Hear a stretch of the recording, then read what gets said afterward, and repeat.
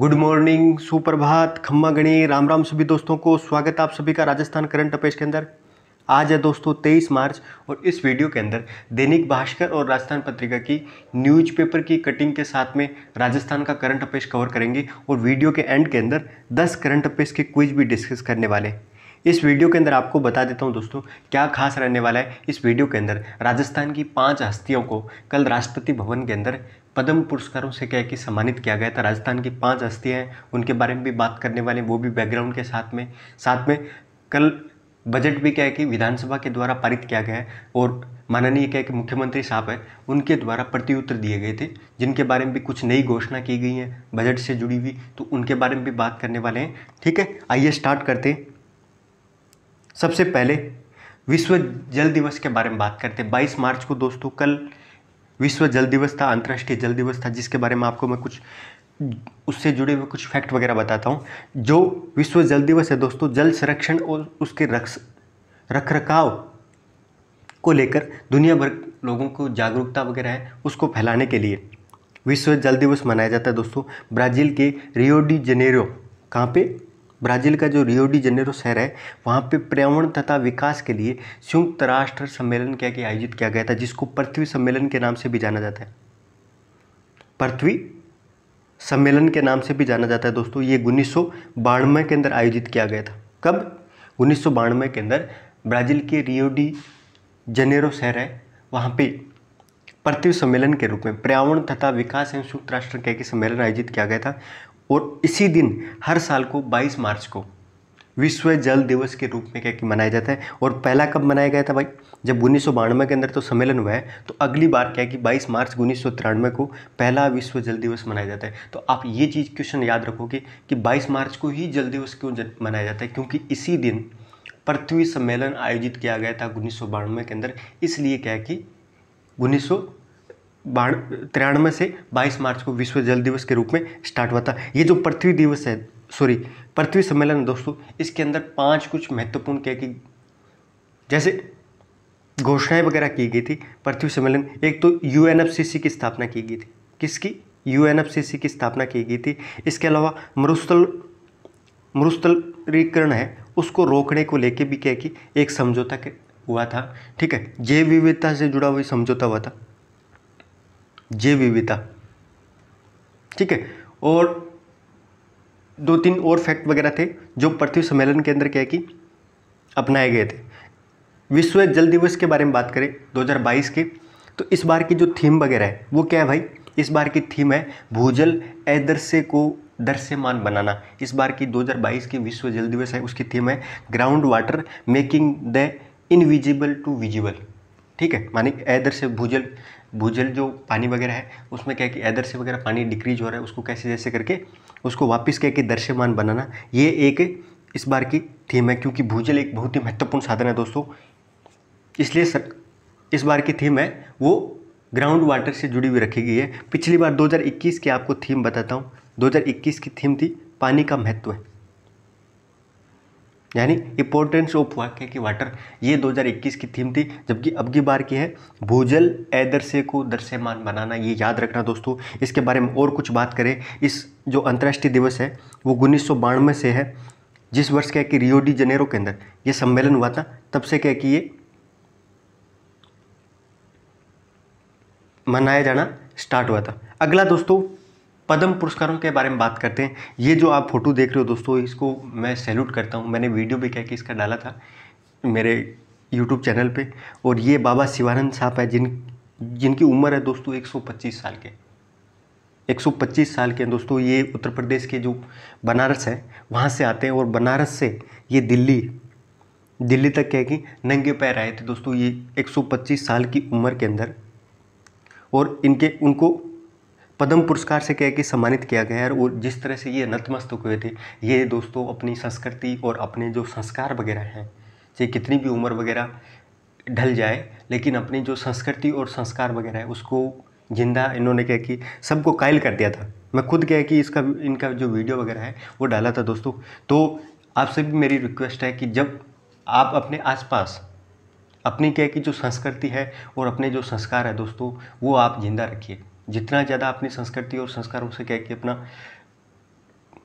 आसपास क्या कि बनाए रखेंगे, उतना ज़्यादा दोस्तों अपने को क्या है कि अपना जो भारत है, प्यारा भारत है, उसके बारे में क्या है कि हमेशा क्या है कि एक तरह से प्राउड फील या एहसास वगैरह है, उसको आने वाली पीढ़ी तक अपने क्या है कि संजो के रखेंगे। तो योग के क्षेत्र के अंदर, अब आप कटिंग के बारे में बताता हूँ आपको, जो आप याद कर सकते हो। योग के क्षेत्र के अंदर उत्कृष्ट कार्य के लिए 125 साल के हैं ये स्वामी शिवानंद जी है। स्वामी शिवानंद जी है, जिनको दोस्तों पद्मश्री से सम्मानित किया गया था। पद्मश्री दोस्तों भारत का चौथा बड़ा क्या है कि नागरिक क्या है कि पुरस्कार है। सबसे बड़ा क्या है कि भारत का क्या है कि नागरिक पुरस्कार है, वो दोस्तों भारत रत्न है। भारत रत्न है वो भारत का सबसे बड़ा नागरिक पुरस्कार है। सेकंड नंबर पर आता है दोस्तों पद्म विभूषण, पद्म विभूषण आता है। और थर्ड नंबर पर आता है दोस्तों पद्म भूषण, और फोर्थ नंबर पे आता है दोस्तों पद्मश्री।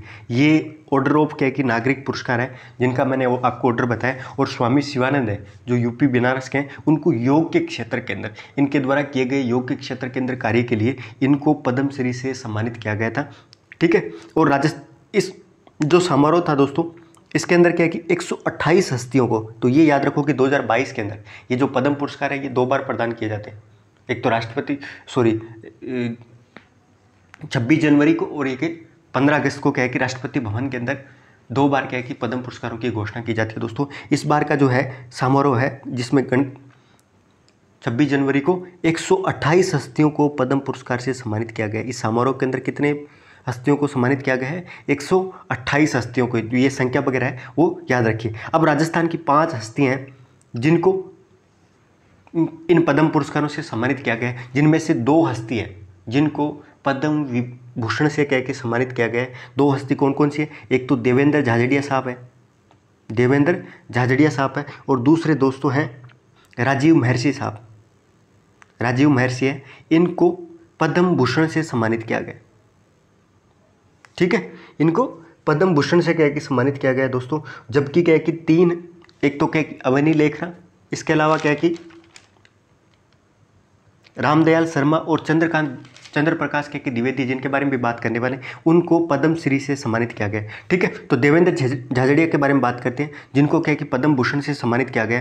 पैरालंपिक खेलों के अंदर 3 मेडल जीतने वाले राजस्थान के, ये चूरू के आते हैं, जेवलिन के थ्रोअर देवेंद्र झाझड़िया को खेल के क्षेत्र में पद्म भूषण पुरस्कार से क्या कि सम्मानित किया गया दोस्तों। इनके द्वारा जो पैरालंपिक खेल हुआ था उसके अंदर 3 मेडल जीते थे। इसी के चलते क्या है कि इनको इस बार क्या है कि पद्म भूषण पुरस्कार है उससे सम्मानित किया गया है। और टोक्यो जो पैरालंपिक गेम्स हुआ था 2022 के अंदर, उसमें झाझड़िया के द्वारा सिल्वर मेडल जीता था। तो ये भी आप डाटा याद रख सकते हो कि 2020 के अंदर जो टोक्यो के अंदर पैरालंपिक खेल हुआ था उसके अंदर देवेंद्र झाझड़िया ने कौन सा मेडल जीता था? तो सिल्वर मेडल जीता था दोस्तों। और इससे पहले भी क्या है कि एकल स्पर्धा हुई थी, भारत के पहला पैरालंपिक स्वर्ण जीतने वाले खिलाड़ी है। पहला क्या है कि जो पैरालंपिक क्या है कि गोल्ड मेडल है वो जीतने वाले खिलाड़ी भी क्या है कि देवेंद्र झाझड़िया है, जिनके द्वारा 2004 के अंदर जो पैरालंपिक खेल हुए थे उसके अंदर गोल्ड मेडल जीते थे।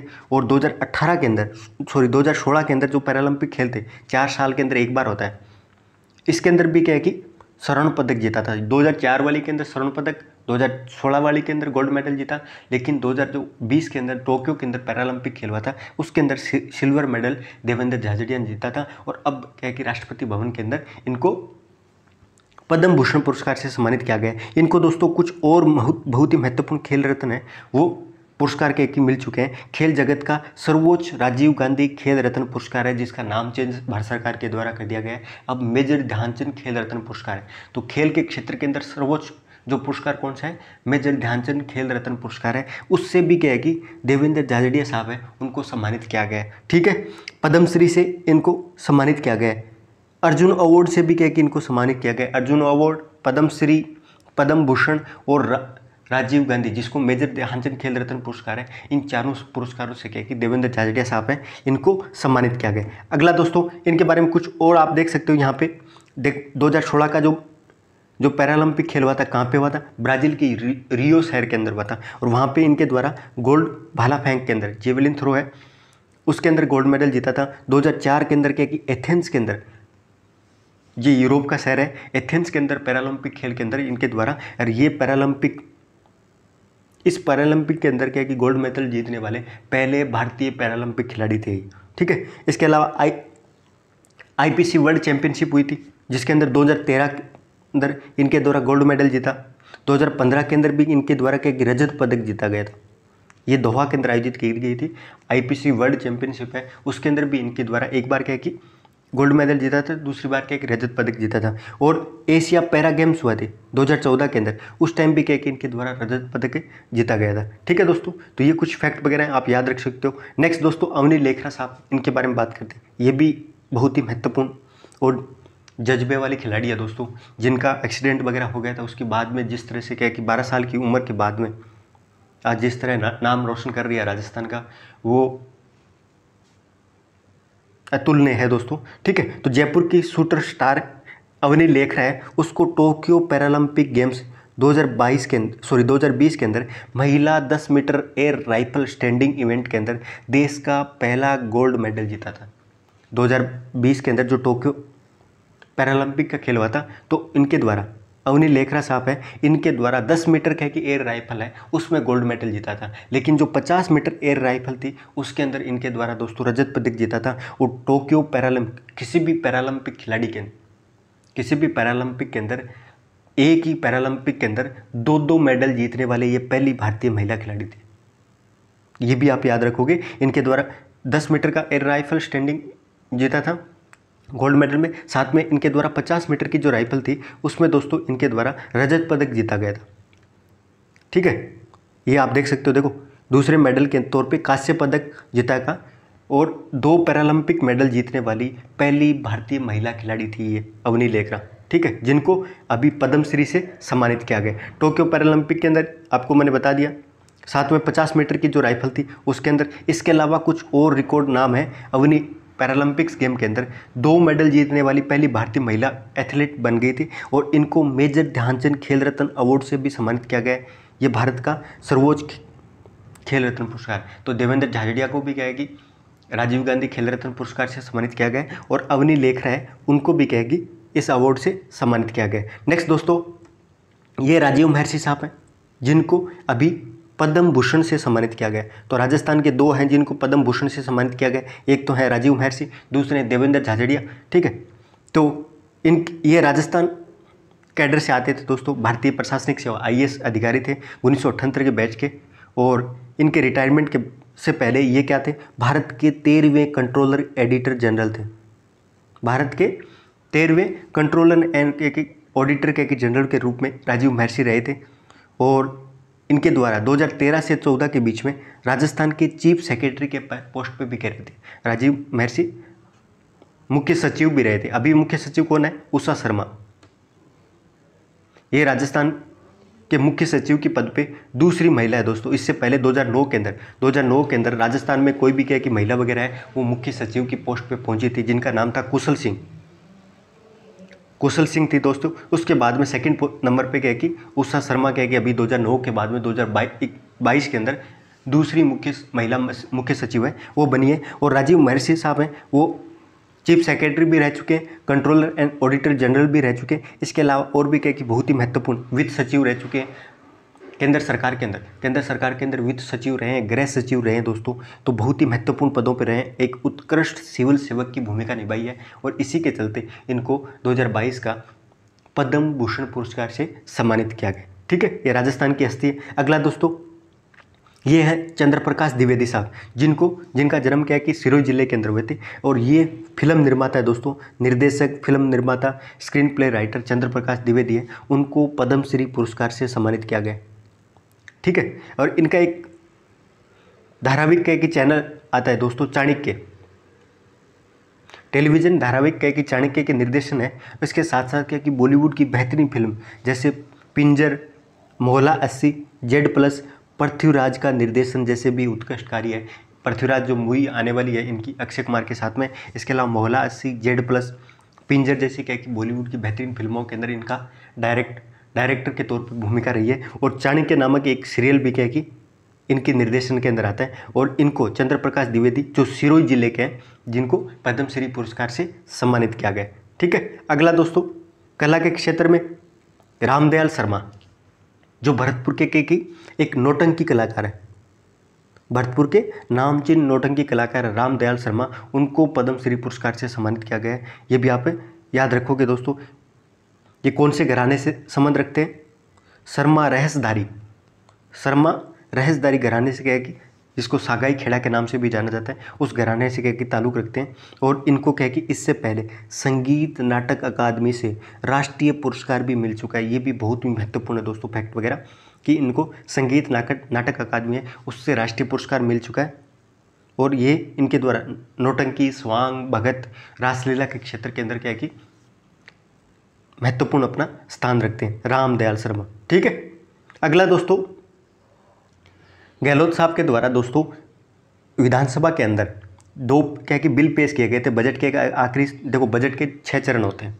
कितने चरण होते हैं? 6 चरण। और लास्ट चरण के रूप में राजस्थान के की जो वित्त विधेयक है और राजस्थान विनियोग विधेयक है, उसकी चर्चा की प्रत्युत्तर के अंदर गहलोत साहब के द्वारा कुछ क्या कि आंसर वगैरह दिए गए थे, नई घोषणाएं वगैरह की गई थी, जिनके बारे में आपको जल्दी जल्दी बताता हूँ। सबसे पहले तो क्या कि जो पुरानी पेंशन स्कीम है वो दोस्तों 1 अप्रैल से क्या कि स्टार्ट होने वाली है। बजट के अंदर बहुत ही महत्वपूर्ण घोषणा की गई थी। ठीक है, जो 1 अप्रैल से शुरू होगी और इसके चलते वेतन से क्या कि 10% क्या कि कटौती वगैरह है वो भी क्या कि रोकने वाली है। ये भी इसके बारे में भी बात करेंगे। और प्रशासन के संग शहरी के जो अभियान है उसका भी 1 साल बढ़ाया गया। ये जो बहुत ही महत्वपूर्ण कुछ घोषणाएं वगैरह है जो की गई। एक तो उमरेल के अंदर खेल स्टेडियम का निर्माण किया जाएगा। खादी कामगार आर्थिक एवं प्रोत्साहन की योजना वगैरह है। 2 योजना लाने की बात की। एक तो क्या कि घुमंतु विमुक्त अर्ध घुमंतु के वर्ग है उसके उत्थान के लिए एक डी नोटिफाइड के ट्राइब्स पॉलिसी वगैरह है वो सरकार लेके आएगी। एक घोषणा ये की है कि खादी कामगार आर्थिक प्रोत्साहन योजना है उसको भी क्या कि लागू किया जाएगा। और एक इको पार्क की स्थापना की जाए। सिक्कर के जो नानी बीड़ है, सिक्कर के अंदर दोस्तों नानी बीड़ है जहाँ पे इको पार्क की स्थापना की जाएगी। एक बहुत ही महत्वपूर्ण क्या कि जो पेंशन स्कीम थी जिसको सरकार के द्वारा शुरू की गई है 1 जनवरी 2004 के बाद में जितने भी क्या कि नियुक्त क्या कि कर्मचारी वगैरह थे उनकी 10% क्या कि जो मासिक कटौती होती थी दोस्तों, जो पुरानी पेंशन स्कीम थी उसको बंद कर दिया था। उसके चलते क्या कि 10% क्या कि कटौती होती थी, मासिक कटौती देय वेतन के अंदर, वो क्या कि अब क्या कि गहलोत सरकार के द्वारा समाप्त कर दिया गया है। 1 अप्रैल से क्या कि ये समाप्त हो जाएगा। और कार्मिकों को पूर्व जो काटी जा चुकी कटौती वगैरह है उसको वापस दोस्तों एडजस्ट किया जाएगा, समायोजन किया जाएगा। जितनी भी क्या कि 2004 से लेकर अब तक क्या कि 10% मासिक कटौती वगैरह है उसका वापस क्या कि समायोजन किया जाएगा। ठीक है, ये भी सरकार के द्वारा घोषणा किया गया है। और जो 1 अप्रैल 2022 है एनपीएस के अंतर्गत होने वाले जो कर्मचारी वगैरह है उसको प्रतिमाह 10% की कटौती ये जब बंद हो जाएगी और 1 अप्रैल से जो बढ़ा हुआ जो वेतन वगैरह मिलेगा दोस्तों, उससे क्या है कि कर्मचारियों को कितना फ़ायदा होने वाला है, लगभग क्या है कि 2300 से लेकर 10,000 रुपये तक की उनकी क्या कि एक्स्ट्रा वेतन वगैरह है वो मिलने वाला है। जो कटौती वगैरह होती थी वो क्या कि कम होने वाली है। और इससे क्या कि कितने लाभान्वित राज्य के अंदर दोस्तों 2004 के बाद में 5.25 लाख क्या कि कर्मचारी हैं, 5.25 लाख कर्मचारी हैं जिनको फ़ायदा होने वाला है। इसके अलावा कुछ समाज शासी कि इंस्टीट्यूट के अंदर भी क्या कि बहुत सारे क्या कि कर्मचारी वगैरह हैं वो कार्य करते हैं। तो ये 2 फायदे हैं। एक तो क्या कि पुरानी पेंशन स्कीम है वो 1 अप्रैल से शुरू होगी। इसके अलावा 10% क्या कि जो मासिक कटौती होती थी उसका भी क्या कि समायोजन करके वो भी कटौती बंद होने वाली है, जिसकी वजह से भी कर्मचारियों को फ़ायदा मिलेगा। इसके अलावा क्या क्या घोषणा की गई है? सबसे पहले जो बहुत ही महत्वपूर्ण दोस्तों, जो SC ST और OBC MBC और EBC समुदाय है उसके साथ साथ क्या कि दोस्तों अल्पसंख्यक समुदाय है उसके छात्रों को भी क्या कि अम्बेडकर DBT वाउचर योजना है उसका लाभ मिलने वाला है। पहले दोस्तों जो अम्बेडकर DBT वाउचर जो योजना है उसका लाभ SC ST OBC MBC और EBC इन वर्ग को मिलता था, अल्पसंख्यक समुदाय को नहीं मिलता। लेकिन अभी क्या है कि सरकार के द्वारा घोषणा कर दी है कि अल्पसंख्यक समुदाय के छात्रों को भी अम्बेडकर DBT वाउचर योजना का क्या कि लाभ मिलने वाला है। दूसरा 2 घोषणा की गई है, महिलाओं को कर्ज देने के लिए जयपुर के अंदर एक अलग से कोऑपरेटिव बैंक खोला जाएगा। महिला कोऑपरेटिव बैंक है तो ये भी क्वेश्चन आ सकता है कि हाल ही के अंदर क्या कि कहाँ पे बजट के अंदर घोषणा की गई थी कि एक महिला कोऑपरेटिव बैंक है वो खोला जाएगा। तो दोस्तों जयपुर के अंदर खोला जाएगा। 250 करोड़ के फंड के साथ में इस बैंक की शुरुआत होने वाली। नेक्स्ट दोस्तों, जो ग्रामीण ओलंपिक है, जो ग्रामीण ओलंपिक्स के नाम से जिला एवं राज्य स्तर के जो विजेता वगैरह हैं उनको पंचायत कॉन्ट्रेक्चुअल काडर में रिक्त पदों के अंदर भर्ती के अंदर प्राथमिकता दी जाएगी। जो भी क्या कि ग्रामीण ओलंपिक वगैरह है उसमें विजेता वगैरह रहता है तो जिला और राज्य स्तर पर क्या उन विजेताओं को क्या किया जाएगा, उनको क्या कि भर्ती के अंदर क्या कि प्राथमिकता दी जाएगी। इसके अलावा राज्य स्तरीय खेल प्रतियोगिता का भी आयोजन होगा। एक दोस्तों प्रशासन संघ जो गाँव का और शहरों के संघ अभियान वगैरह है, उसका 1 साल का कार्यकाल बढ़ाया गया दोस्तों। इसको 31 मार्च, अब सरकार के द्वारा 31 मार्च 2023 तक प्रशासन संघ गांव अभियान और प्रशासन संघ क्या कि शहरी अभियान है, उसको उनका कार्यकाल है वो बढ़ा के 31 मार्च 2023 तक कर दिया गया है। ठीक है, ये भी याद रखोगे। और यहीं पे एक बहुत ही महत्वपूर्ण आपको मैं बता देता हूँ, 2 लाख बालिकाओं को रानी लक्ष्मीबाई आत्मरक्षा प्रशिक्षण भी दिया जाएगा। 2 लाख बालिकाओं को रानी लक्ष्मीबाई क्या कि प्रशिक्षण है वो भी क्या कि प्रदान किया जाएगा। ये भी आप याद रखोगे। खिलाड़ियों को क्या है कि 20,000 पेंशन, जो ओलंपिक, एशियन, राष्ट्रमंडल खेल के अंदर के पदक विजेता खिलाड़ी वगैरह हैं, या अर्जुन अवार्ड या द्रोणाचार्य से सम्मानित खिलाड़ी वगैरह हैं, जिनकी जैसे 40 साल की उम्र पूरी हो जाती है दोस्तों, उनको 20,000 रुपये मासिक पेंशन दिया जाएगा। पहले नहीं, कितनी, 40 साल की उम्र पूरी होने पर जो ओलंपिक पदक विजेता, इसके अलावा अर्जुन अवार्ड, द्रोणाचार्य अवार्ड से सम्मानित क्या कि जो भी क्या खिलाड़ी वगैरह हैं, उनको 40 साल के बाद में क्या कि 20,000 रुपये मासिक पेंशन वगैरह है वो दिए जाएगी। ये भी याद रखना।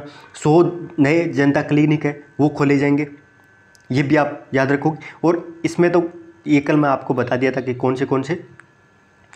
और दोस्तों नई एक घोषणा की गई है, 12 जिले के अंदर जिला दुग्ध संघ बनेगा। ठीक है, मिल्क प्रोसेसिंग प्लांट है उसको स्थापित किया जाएगा। कहाँ पे? राजस्थान के क्या कि 12 जिले के अंदर।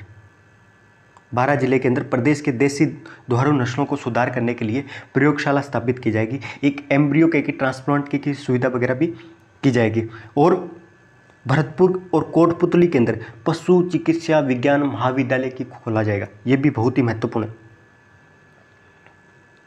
12 के अंदर जिला दुग्ध के संघ बनेगा, साथ में मिल्क प्रोसेसिंग प्लांट भी क्या कि स्थापित किया जाएगा। लेकिन भरतपुर और कोटपुतली है दोस्तों, वहाँ पे पशु चिकित्सा विज्ञान महाविद्यालय खोला जाएगा। ये भी क्या कि सरकार के द्वारा एक नई घोषणा की गई है बजट के बाद में, विधानसभा के अंदर गहलोत साहब के द्वारा की गई। ठीक है, नेक्स्ट दोस्तों शेखावटी उत्सव के बारे में बात करते हैं। इस बार का 2022 का जो शेखावटी उत्सव है उसका आयोजन कहाँ किया जा रहा है? बस इतना याद रखिए कि शेखावटी जो उत्सव है दोस्तों सीकर जिले के लक्ष्मणगढ़ के अंदर ये 3 दिवसीय कार्यक्रम था, जिसका आयोजन कहाँ पे हो रहा है? लक्ष्मणगढ़ के अंदर।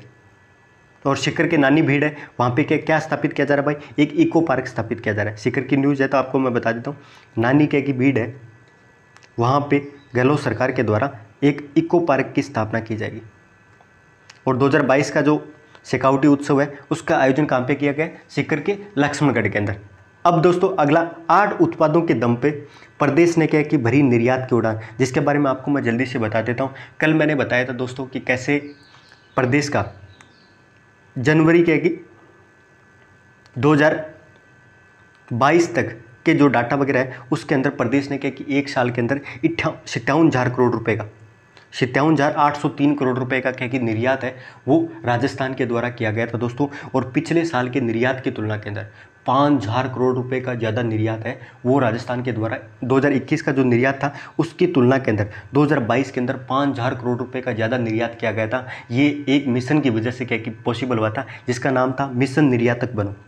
इसके बारे में भी आपको मैं जल्दी से बताने वाला हूँ। मिशन निर्यातक बनो मिशन की वजह से राजस्थान का जो निर्यात वगैरह है वो 1 साल के अंदर 5,000 करोड़ रुपए बढ़ा था। यहाँ पे दोस्तों एक चीज़ ध्यान रखने की जरूरत है कि सबसे ज़्यादा निर्यात कहाँ किया जाता है? राजस्थान के द्वारा सबसे ज़्यादा निर्यात कौन से देश को किया जाता है? इस तरह का यदि क्वेश्चन आ जाए तो राजस्थान के द्वारा सबसे ज़्यादा 14,000 करोड़ रुपये का निर्यात है वो इस बार क्या कि किसको किया गया? USA को किया गया। संयुक्त राज्य अमेरिका है उसको क्या कि निर्यात करता है। सेकेंड नंबर पर कौन सा देश है? UK। थर्ड नंबर पे कौन सा देश है? जर्मनी को थर्ड नंबर पे। चौथा नंबर पे कौन सा देश है? UAE, संयुक्त अरब अमीरात। और 5वें नंबर पे बांग्लादेश। ये राजस्थान के निर्यात के 5 प्रमुख क्या कि विश्व स्तर पे क्या कि डेस्टिनेशन है जिनको राजस्थान के द्वारा निर्यात किया जाता है। सबसे पहले नंबर पे USA, सेकंड पे UK, थर्ड पे जर्मनी। इन तीनों देशों को टॉप 3 कंट्रीज है जिनको क्या कि राजस्थान का निर्यात है वो सर्वाधिक होता है। तो ये डाटा वगैरह आप याद रखिए। मिशन निर्यातक बनो अभियान के बारे में आपको कुछ आगे बताऊंगा दोस्तों, लेकिन इससे पहले क्या कि एक थोड़ा सा माइनर क्या कि किया गया कि मौजूदा जो वित्तीय वर्ष है उसमें 8 उत्पाद है उनके प्रोडक्ट वगैरह के दम पे प्रदेश ने क्या कि निर्यात के क्षेत्र के अंदर एक बहुत ही महत्वपूर्ण उपलब्धि हासिल की है। ये कौन कौन से प्रोडक्ट है भाई? इन 8 प्रोडक्ट से ही 2000 करोड़ रुपए के निर्यात बढ़ा है। पिछले साल की तुलना के अंदर इन 8 प्रोडक्ट का 2000 करोड़ रुपए के ज़्यादा निर्यात हुआ है। कौन कौन से प्रोडक्ट है? सबसे पहले इंजीनियरिंग प्रोडक्ट है, दूसरा टेक्सटाइल हो गया जिसके अंदर कितना निर्यात होता है आप देख सकते हो, एग्रो पार्क, एग्रो फूड वगैरह हो गए, James and jewellery, chemicals, handicraft और रेडीमेड गारमेंट्स और मेटल वगैरह है। तो इसके अंदर देखो दोस्तों, आप ये देख सकते हो कि प्रदेश के अंदर सर्वाधिक निर्यात वगैरह है वो कौन सी चीज़ का किया जाता है, कौन से प्रोडक्ट का किया जाता है, तो वो है दोस्तों इंजीनियरिंग। इंजीनियरिंग का जो पिछले साल था वो 2700 करोड़ रुपए के आसपास था। अब की बार जो निर्यात वगैरह हुआ है वो 9500 करोड़ रुपए के आसपास निर्यात हुआ है। तो राजस्थान के अंदर सर्वाधिक क्या कि निर्यात कौन से उत्पाद का किया जाता है, तो इंजीनियरिंग प्रोडक्ट वगैरह है उसका निर्यात किया जाता है। ठीक है, सेकंड नंबर पे कौन सा है भाई? टेक्सटाइल। टेक्सटाइल का जो निर्यात है वो पिछली बार 5700 करोड़ था, अब की बार कितने? 7400 करोड़ रुपए है। और तीसरे नंबर पे आता है दोस्तों हैंडीक्राफ्ट। कौन से? हैंडीक्राफ्ट हो गए और क्या कि मेटल्स वगैरह। चौथे नंबर पे मेटल्स हो। तो सर्वाधिक निर्यात किसका किया जाता है? इंजीनियरिंग का, सेकंड का टेक्सटाइल, थर्ड नंबर पे हैंडीक्राफ्ट और फोर्थ नंबर पे दोस्तों मेटल वगैरह, जेम्स ज्वेलरी उसके बाद में आता है। तो ये कुछ प्रोडक्ट वगैरह है जिसके बारे में देख सकते हो आप। मिशन निर्यातक बनो अभियान के बारे में आपको थोड़ा सा बताता हूँ यहाँ पे। ये जो अभियान दोस्तों 29 जुलाई 2021 को ये अभियान शुरू किया गया था। किसके द्वारा? राजस्थान सरकार के अंदर जो इंडस्ट्रियल डिपार्टमेंट है यानी उद्योग विभाग के साथ में राजस्थान राज्य औद्योगिक विकास एवं निगम के द्वारा। किसके द्वारा? राजस्थान राज्य औद्योगिक विकास एवं निगम है उसके द्वारा उद्योग विभाग के साथ में मिलकर मिशन निर्यातक बनो अभियान है वो 29 जुलाई 2021 को शुरू किया गया था। और इसी अभियान के अंतर्गत 6 चरणों के अंदर किसी को निर्यातक के तौर पे तैयार किया जाता है एक। ठीक है, और अब तक क्या कि कितने लाइसेंस प्रदान कर दिए गए? 6000 के लोगों को क्या कि लाइसेंस वगैरह है वो इतने से कम टाइम के अंदर नए निर्यातक वगैरह है वो राजस्थान सरकार के द्वारा जोड़े गए। नेक्स्ट दोस्तों, राजसिको संचालक मंडल है उसकी बैठक वगैरह संपन्न हुई थी। राजस्थान लघु उद्योग निगम, राजसिको की पूरी फॉर्म क्या है? राजस्थान लघु उद्योग निगम है। उसके नवयुक्त क्या कि चेयरमैन साहब है राजीव अरोड़ा। तो ये भी याद रखोगे, राजीव अरोड़ा किसके अध्यक्ष हैं भाई? राजस्थान लघु उद्योग निगम यानी राजसिको के। उनके द्वारा पहली संचालक बैठक, इनकी अपॉइंटमेंट होने के बाद में पहली संचालक मंडल है उसकी बैठक वगैरह आयोजित की गई थी। ये चीज़ें इंपॉर्टेंट नहीं है। एक तो ये जो ऑर्गेनाइजेशन है इसकी स्थापना कब हुई थी? 1961 के अंदर। राजसिको की स्थापना 1961 के अंदर हुई थी। इसके अध्यक्ष हैं दोस्तों राजीव अरोड़ा। इनके द्वारा एक राज्य स्तरीय शोरूम वगैरह चलाए जाते हैं। और ये लघु और कुटीर उद्योग वगैरह है या ग्रामीण उद्योग वगैरह है, हैंडीक्राफ्ट वगैरह हो गए, इनका क्या है कि इसके क्षेत्र के अंदर काम करती है। ठीक है, मार्केटिंग का हो चाहे ट्रेनिंग वगैरह का हो, कैसे जैसे करके व्यापार वेब जो ग्रामीण प्रोडक्ट वगैरह है उसको क्या कि बढ़ावा देने, कुटीर प्रोडक्ट वगैरह उसको बढ़ावा देने का काम राजसिको के द्वारा किया जाता है। ठीक है दोस्तों, अगला ओढ़ा दो जिंदगी अभियान वगैरह है वो संपन्न हुआ है। दोस्तों बहुत ही महत्वपूर्ण अभियान है ये ओढ़ा दो जिंदगी। ये मानव सेवा ट्रस्ट राजस्थान के द्वारा, किसके द्वारा? मानव सेवा ट्रस्ट राजस्थान और गूंज, ये 2 NGO है दोस्तों। इन दोनों के द्वारा ओढ़ा दो जिंदगी नामक क्या कि अभियान वगैरह शुरू किया गया था, जिसके अंतर्गत लगभग क्या कि 2600 जरूरतमंद के परिवार वगैरह है उनको वस्त्र और खाद्य सामग्री किट वगैरह है उसको वितरण वगैरह किया गया था। तो बहुत ही महत्वपूर्ण अभियान है ओढ़ा दो जिंदगी। ये कुछ टैगलाइंस वगैरह रहती है, इससे रिलेटेड क्या क्वेश्चन वगैरह आ जाता है। ओढ़ा दो जिंदगी अभियान किसका है? मानव सेवा ट्रस्ट राजस्थान एवं गूंज। ठीक है, अगला दोस्तों क्विज देख लेते हैं जल्दी जल्दी करंट अफेयर्स के। सबसे पहले कल्पना चावला की जयंती है वो निम्न में से कब मनाई जाती है? तो कल्पना चावला है उसकी जयंती भाई कब मनाई जाती है? उसकी जयंती 17 मार्च को मनाई जाती है। कब? 17 मार्च को। कल्पना चावला है उसका जन्म 17 मार्च 1962 को हरियाणा के करनाल के अंदर हुआ था। एक पंजाबी हिंदू परिवार के अंदर दोस्तों कल्पना चावला का जन्म हुआ था 17 मार्च 1962 को। और वे भारतीय मूल की महिला थी दोस्तों, अंतरिक्ष में उड़ान भरने वाली दूसरी भारतीय थी। ठीक है, तो भारतीय मूल की महिला एवं अंतरिक्ष उड़ान भरने वाली दूसरी भारतीय महिला थी दोस्तों। 2003 के अंदर कोलंबियो स्पेस शटल के अंदर आपदा के दौरान इनका क्या कि 6 मेंबर के साथ में उनका देहांत हो गया। तो 2003 के अंदर कोलंबियो स्पेस शटल, ये भी आप याद रख सकते हो। ठीक है, अगला दोस्तों भारत के पहले chief of defence staff CDS के जनरल बिपिन रावत है, उनको मरणोपरांत कौन से पुरस्कार से सम्मानित किया गया? बहुत ही महत्वपूर्ण दोस्तों, ये भारत के पहले चीफ ऑफ डिफेंस स्टाफ थे